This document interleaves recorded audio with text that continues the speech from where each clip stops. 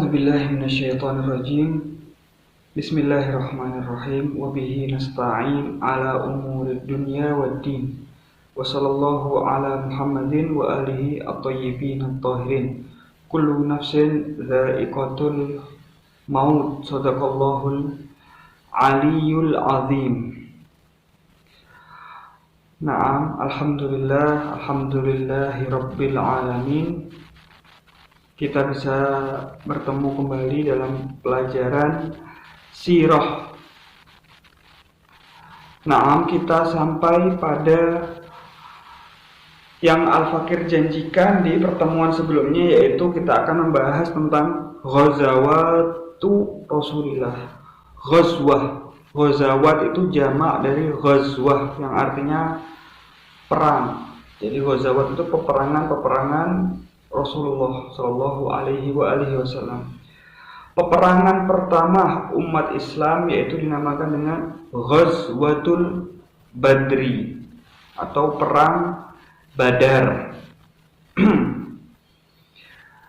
Kisahnya apa? Jadi ketika Rasulullah Shallallahu Alaihi Wasallam dan para sahabatnya ketika itu, umat muslimin yang segelintir di Mekah mendapat siksaan yang amat keras dari kaum kafir Quraisy. Kemudian Rasulullah dan para sahabatnya diizinkan untuk hijrah. Maka dari itu Rasulullah dan seluruh umat muslim di Mekah hijrah menuju kota Madinah, menghindari dari siksaan-siksaan yang semakin membabi buta di kota Mekah. Akhirnya mereka hijrah, meninggalkan harta, meninggalkan rumahnya di Mekah. Mereka hijrah ke kota Madinah. Nah, di Mekah yang harta-harta umat muslimin itu dijarah oleh kaum kafir Quraisy. Diambil semuanya, dirampas dan menjadi hak miliknya kaum kafir Quraisy.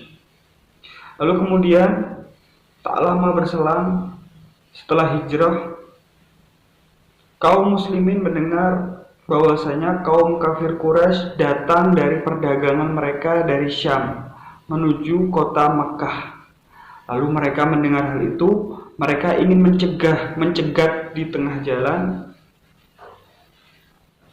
untuk mengambil kembali harta-harta mereka yang telah dirampas. Nah, ketika itu kaum kafir Quraisy yang dipimpin kafilah dagang yang dipimpin oleh Abu Sufyan ini mendengar hal itu, bahwasanya umat Islam akan menyerang dan mencegah mereka, maka mereka mengumpulkan pasukan. Lalu kemudian pasukan tersebut datang dari kota Mekah dan berkumpul di sebuah sumur. Jadi sumur di zaman itu tidak seperti sumur zaman sekarang. Sumur itu di zaman itu mata air yang banyak. Nah, sumur-sumur atau mata air yang banyak ini di sebuah kawasan yang disebut dengan Badar, sumur Badar. Maka dari itu peperangan tersebut dinamakan peperangan Badar. Berkumpullah ribuan dari kaum kafir Quraisy di sana, sedangkan kaum Islam berjumlah 313 orang. Itu adalah jumlah mereka di perang Badar. Maka dari itu kelak pasukan Imam Mahdi diriwayatkan para pemimpinnya berjumlah 313, seperti halnya pasukan kaum muslimin di peperangan pertama mereka bersama Rasulullah. 313 orang.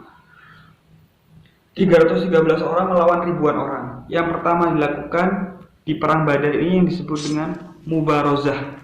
Mubarazah ini tidak langsung perang berkelompok seperti itulah. Mubarazah ini single, satu lawan satu dulu. Jadi mereka kaum kafir Quraisy melepas 3 pahlawan terbaiknya, sedangkan kaum Islam pun mengeluarkan 3 pahlawan terbaiknya untuk diduelkan satu lawan satu.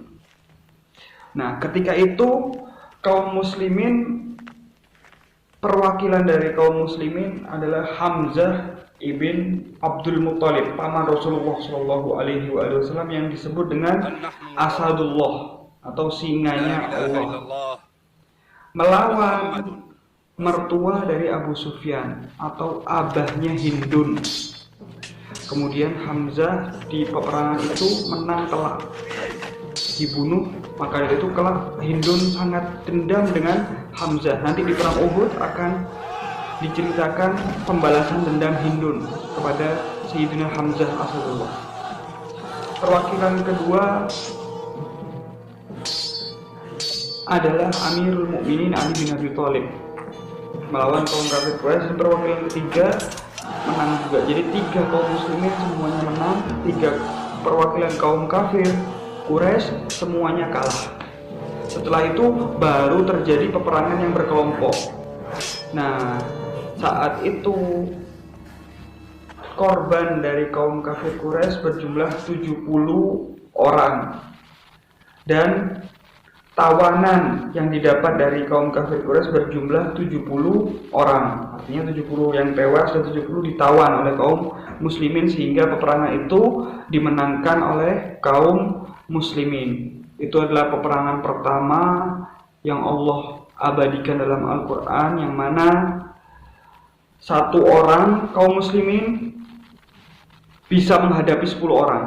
Karena mereka punya tekad. Mereka ini orang-orang yang setia, walaupun senjatanya seadanya, walaupun tanpa latihan militer sebelumnya, walaupun tanpa ada pengetahuan tentang peperangan.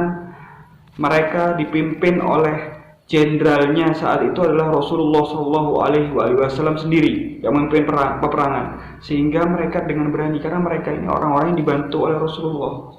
Mereka ini para budak-budak. Mereka ini seperti Bilal, orang yang dari awal disiksa oleh orang kaum kafir Quraisy, lalu kemudian ketika ada perang, diajak untuk perang membela Rasulullah, yang menyelamatkan nyawanya, menyelamatkan harga dirinya beliau Sayyidina Hamzah, sahabat Rasulullah ini yang dulunya budak, pasti mati-matian dengan setia. Begitu juga dengan kaum muslimin yang lain. Naam, itu adalah tentang peperangan Badar. Kemudian peperangan kedua yang dilalui umat Islam adalah perang Uhud. Nah, intinya perang Uhud ini di Jabal, di lembah, namanya lembah Uhud. Setelah kaum muslimin menang dalam perang, kaum muslimin semakin menyebar. Mereka semakin tersohor di seantero jazirah Arab. Lalu kemudian datanglah perang kedua, yang mana kaum kafir Quraisy ingin membalaskan dendam. Pasukan mereka bertambah menjadi sekitar 3.000 orang melawan 1.000 kaum muslimin. Nah, di perang Uhud, Ghazwatul Uhud, kaum muslimin secara zahir kalah. Mereka kalah. Karena apa? Karena Rasulullah dari awal sudah memerintahkan kepada mereka, wahai kaum muslimin, wahai para ada namanya rumat. Rumat itu adalah pemanah. Pemanah itu Rasulullah sampaikan, walaupun kita kelihatan menang, jangan sampai turun dari tempat kalian, jangan sampai berpindah dari tempat kalian, tetap di tempat kalian. Akan tapi setelah peperangan terlihat Islam yang menang, yaitu banyak sekali kaum kafir yang terbunuh.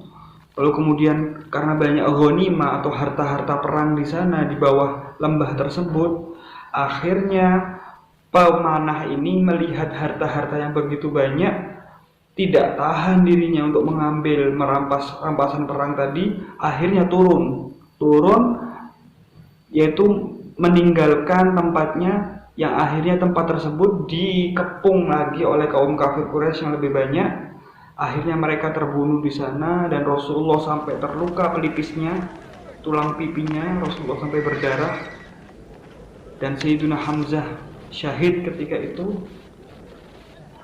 Jenderal perangnya adalah Rasulullah, dan panglimanya atau pemimpinnya perang adalah Imam Ali bin Abi Thalib. Ketika itu Imam Ali dikatakan, ketika aku dalam peperangan tersebut, ketika aku tidak takut kepada siapapun, Di dalam perang Uhud aku merasa takut dan aku adalah berlindung kepada Rasulullah. Jadi Imam Ali itu tidak pernah takut sama apapun, tapi ketika beliau sudah mentok, beliau berlindungnya pun kepada Rasulullah.